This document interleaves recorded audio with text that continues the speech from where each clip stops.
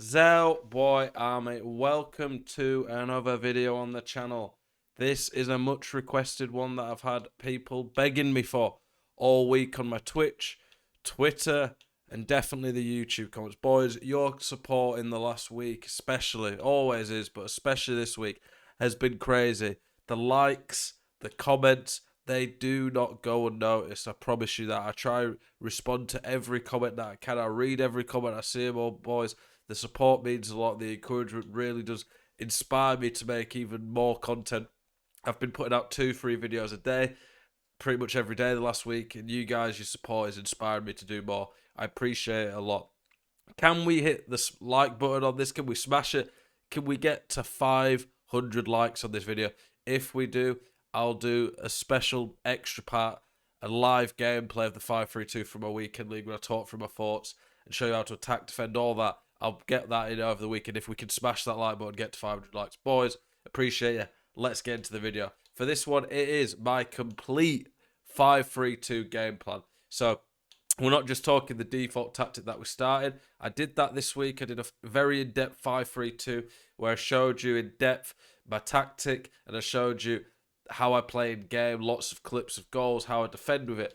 But for this one, it is a complete game plan for Weekend League.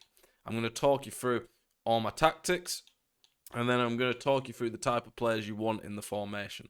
So, like I said, we're starting 5-3-2. One thing that's going to be quite unique about this game plan compared to others that I've done is that this one, 3 of the 4 game plans are the same formation.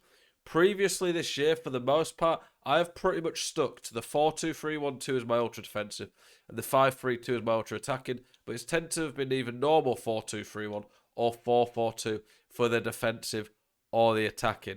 But times have changed. 5-3-2 is king, baby, and we're not looking back. For the Weekend League and qualifiers, I'm going to be playing this. I will be streaming my Weekend League on my Twitch, and I'll be playing qualifiers live tomorrow from about, I think it's either 11 or midday UK time. So tune in, get involved with my Twitch if you haven't before. Let's start with the defensive. So when we look at these, we've got the ultra defensive, defensive attacking, and ultra attacking. A lot of people don't even realise how to get to this. So when you're on your squad, you press L2 or LT, depending on your console, custom tactics, and then when you look at the balance, this is literally what you start in game for chemistry. I never use this formation in game, it's just for chemistry. My defensive one, this is what I start every game in, like my neutral formation, and if I'm winning by a goal or two, I might stick with it. If I'm losing by a goal, I'll probably stick with it for a while. My ultra defensive, I switch to that late on in a game. Only late on in a game that's quite a tight one, that I might be a goal or two ahead, and they've gone for the all-out attack press, and I need to have a formation that can help save me almost, and help me get out of the press. So my defensive one is what I generally start. My attacking one isn't all out, it's just a slightly more aggressive, and you'll see this when we get into the actual ones. But basically, this one here is just upping that press a little bit, getting a bit higher depth, and it's not all out, but it's when my opponent might be keeping the ball a bit more, there might be a goal or two up, and I don't want to go all out yet. And then my ultra attacking one, and like I said, you'll see when I explain and show you these tactics what the difference is. This one is like all out, every man get forward by the centre backs, and just blitz them. Do everything we can to try and get a goal. Let's get into the defensive one now. So this is the defensive one, the neutral one that I start games in. This is what I've been using most of the time. You will stick with this majority of the time. You won't need to change too often, generally speaking.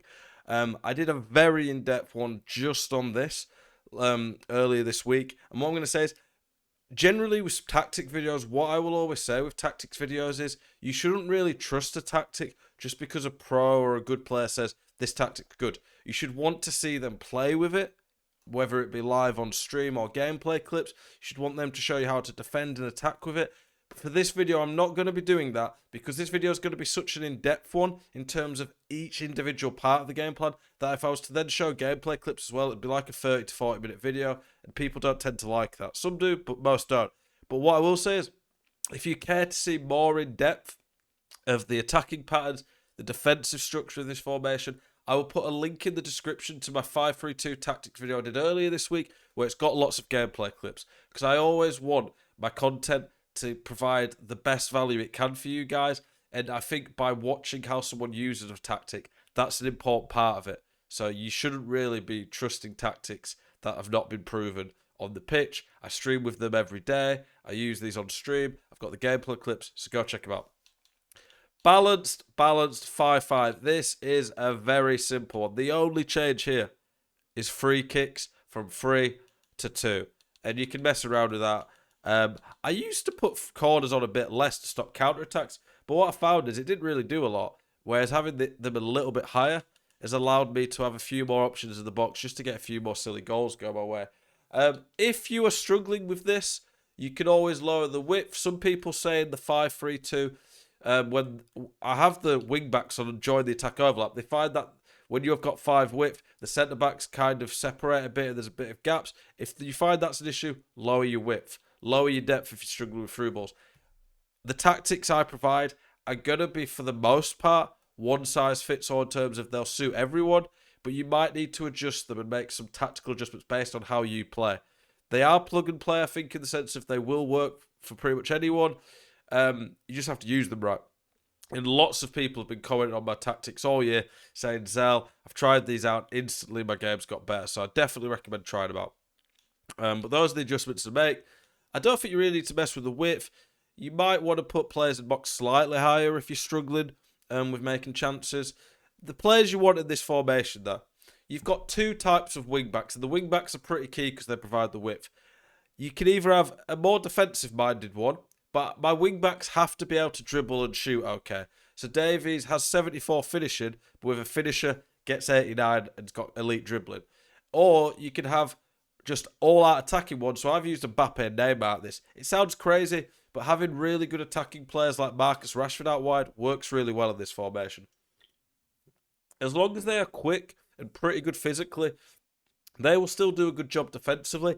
They occasionally might get caught out by a through ball out wide that a player with high defending stats might not. But that's when you need to just switch to them, cover it manually a bit more. The centre-backs, quick, strong, decent on the ball, the same qualities you generally want.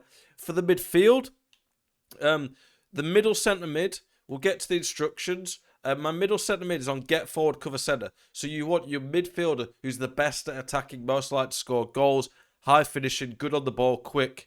He's almost going to operate as a cam sometimes. This formation is very similar to the 5-2-1-2, and you definitely can give it a go, I would say. But the 5-3-2, you want the middle centre-mid to be very good at getting forward. The outside centre-mids I have on stay back while attacking, they're all on cover centre because you have lots of width when defending with the wing-backs and the 2 outside centre-backs who get a bit wider. Just because they're on stay back doesn't mean that they won't attack. You'll still have plenty of options. Bruno would be a great middle centre-mid, but the 93 Rooney is just a better option for me. My middle centre-mid gets really attacking, and the 2 outside ones do, especially when you do through balls and trigger runs, but they just provide a bit more balance. And then for the strikers, I've got them on default. I don't really change a lot. My more attacking, more aggressive one is very similar. It is just press after possession loss, which is basically team press for the first 7 seconds after I lose the ball. So it's not all out yet, but it's just upping the ante, making it harder for my opponent to keep the ball. I up the depth from 5 to 8, because obviously the higher up you pinch people, the better the press is going to be. If you lay it on in the game and try to attack a bit more, you might want to bring on an out-and-out winger instead of someone like Alphonso Davies. The instructions, I put getting behind and stay forward on my strikers because I'm pressing them higher up the pitch. I'm going to win the ball back more. I want my strikers to try get in behind, stay forward. So when I win that ball back quick, they're getting in behind and can make those runs. I put my leave my middle centre-mid, the same. And the outside centre-mid, I just change it from stay back to balance. So it's a bit more attacking. I need a goal at this point, but I'm not flat out yet. And then the rest of the players are all the same. My all-out attack is constant pressure, slightly more width to stop them keeping the ball out wide, 10 depth, in the face, 5-5 on corners, free kicks. Lots of players in box. You can adjust the width based on what works for you, but lots of players in the box. This is just all out. You don't want to switch to this until you lay it on in a game, basically.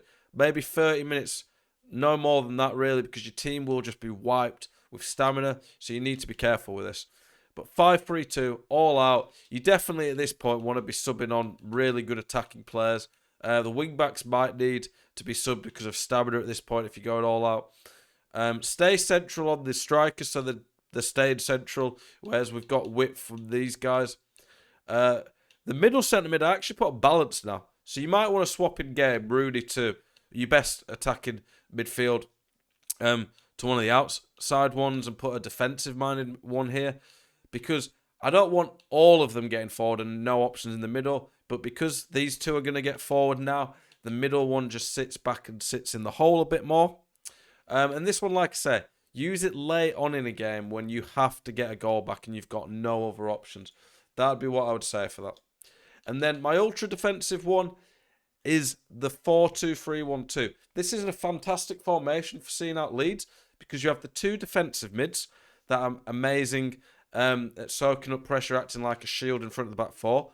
The left mid and right mid, they're really useful.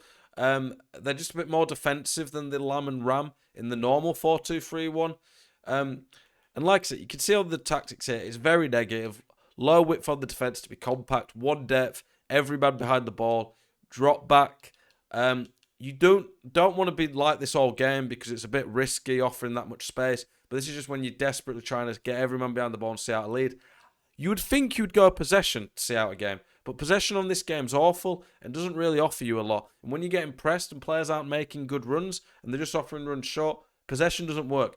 Long ball might mean you're forced to kick it long a bit more, but the runs they're making behind often beat the press, so it works really well for that.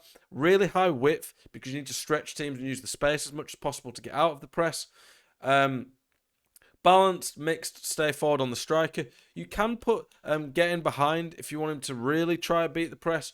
Come back on defence on all of the midfielders. Stay wide, getting behind on the wingers to help beat the press. Stay back, cover centre, balanced defence on the CDMs. You might want to put cut passing lanes, that's up to you.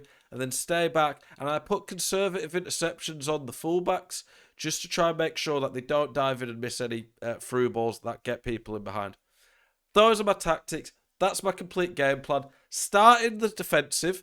Switch late on in a game if you absolutely need to get a goal back in the ultra-attacking or the ultra-defensive to see out a game. And adjust to the attacking one if it's a tight game where you might be a goal down. You just need a little bit more. Those are my tactics. I'm going to be using this weekend league. Let me know how you get on with them if you try them. Appreciate you guys' support. Thank you very much for watching. Good luck this weekend. And boys, I'll be doing a video about future stars later on today. Make sure you get involved in that.